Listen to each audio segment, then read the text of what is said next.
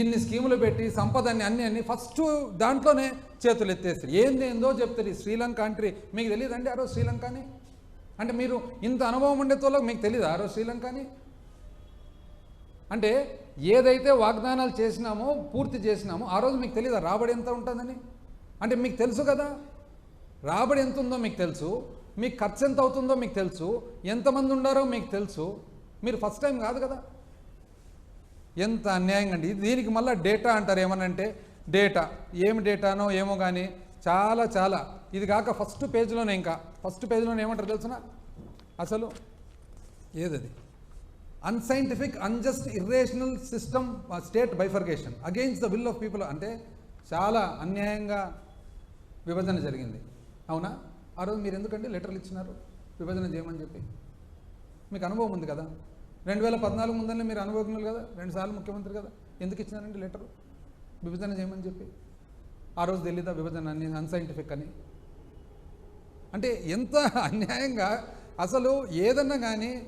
వాస్తవానికి నేను మరొకసారి కూడా రిపీట్ చేస్తున్నా, అసలు ఎన్ని రకాల పవర్ సెక్టర్, ఇంకా పవర్ సెక్టర్ది చెప్తే అది ఇంకా చాలా టైం పడుతుంది, మళ్ళీ ఇంకోసారి చెప్తా పవర్ సెక్టర్ కూడా. అసలు పవర్ సెక్టర్లో నిజం చెప్పాలంటే వాళ్ళు చేసిన దానికి మనము వైఎస్ఆర్ కాంగ్రెస్ పార్టీ ప్రభుత్వం, వాళ్ళు టీడీపీ ప్రభుత్వము పవర్ సెక్టర్కు విద్యుత్ సెక్టర్కు 13,255 కోట్లు ప్రభుత్వం నుంచి పేమెంట్ సపోర్ట్ ఇస్తే వైసీపీ ప్రభుత్వము 47,800 కోట్లు ఇచ్చింది, 3 అంతలు. కానీ విద్యుత్ సెక్టరు వాళ్ళకు తెలుసునంట, తెలీదంట పరిపాలన. ఏముందండి, ఉండేది లేనట్లు లేనిది ఉన్నట్లు రాసేదానికి సహకరిస్తుంటే అందరూ. యాక్చువల్ నాది ఇంకోటి, నా సొంత అభిప్రాయం చెప్పమంటారా ఫ్రీగా?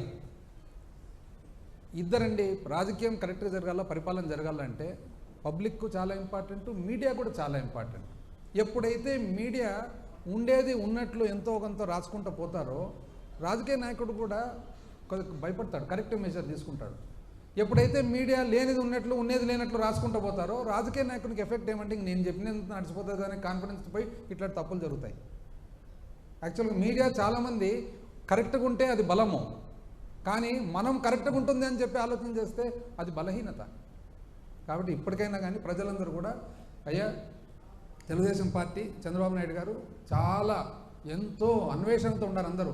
ఎప్పుడెప్పుడు అమ్మఒడి 15 ఎంప్లాయీస్ అంతా వెయిట్ చేస్తున్నారు. ఎక్కడ మీరు రకరకాల వాగ్దానాలు ఇస్తారు, ఎక్కడ అని. అసలు మహిళలంతా వెయిట్ చేస్తున్నారు. 18 ఏళ్ళు నిండుతుండే, 19 నుంచి నెలకు 15 రావాలా, ఎక్కడ? వృద్ధులందరూ 60 ఏళ్ళ నుంచి ముందర 50కే, ఎక్కడ? అసలు నిరుద్యోగులందరూ కూడా నెల ఎక్కడ? పిల్లలందరూ కూడా ఎంతమంది ఉంటే అంతమంది. ఇవన్నీ వెయిట్ చేస్తున్నారండి. మీరు ఒక్కటి కూడా కాకుండా అసలు సూపర్ 6 బై డక్అవుట్ అని ఫస్ట్ ఓవర్లోనే డక్అవుట్ అని చెప్పి ఇదంతా మీరు ప్రియాంబుల్ మాది ఎత్తేసేదానికి ప్రియాంబుల్ మాది పెడితే ప్రజలంతా అమాయకులండి. దయచేసి వద్దండి. మేము కష్టపడినట్లు మీరు కూడా కష్టపడండి. ఎంతో ఆలోచనతోనే, మీరు మేధావులు కదా, ఎంతో ఆలోచనతోనే వాగ్దానాలు చేసినారు. దయచేసి ఆ వాగ్దానాలంతా అట్ ద ఎర్లియస్ట్ కంప్లీట్ చేసేటట్లు చూడండి.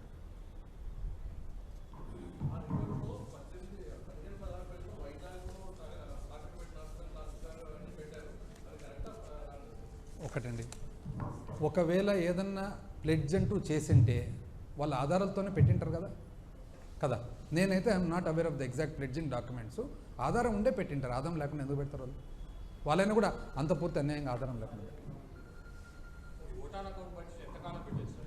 జనరల్గా ఓటన్ అకౌంట్ అనేది లిమిటెడ్ పీరియడ్, 1 నెల 2 నెలలు పెడతారు. ఎందుకంటే అది కూడా ఓటన్ అకౌంట్ ఎందుకు వచ్చిందంటే కేంద్ర బడ్జెట్ ఎప్పుడు కూడా ఫిబ్రవరిలో మొదలైతే యాక్చువల్ అప్రోప్రియేషన్ మార్చ్ తర్వాత జరుగుతుంది. అయితే మార్చ్ ఏప్రిల్ నెలలో ఫైనాన్షియల్ ఇయర్ స్టార్ట్ అవుతుంది కాబట్టి జీతాలు అట్లాంటి ఏదైతే మన కమిటెడ్ అండ్ ఎసెన్షియల్ ఎక్స్పెండిచర్ ఉందో ఆ ఎక్స్పెండిచర్ వరకు చేసుకునే దానికి ఓటన్ అకౌంట్. అయితే fresh schemes, new schemes vote on అకౌంట్లో పెట్టి జనరల్గా ఓటన్ అకౌంట్ అవసరం లేదు. 2019లో మేము వచ్చినప్పుడు ఇమీడియట్గా పెట్టేస్తాం కదా. కోవిడ్ అప్పుడు కూడా పెట్టినాం కదా షార్ట్ ఓటన్ అకౌంట్, కోవిడ్ అప్పుడు వెరీ షార్ట్.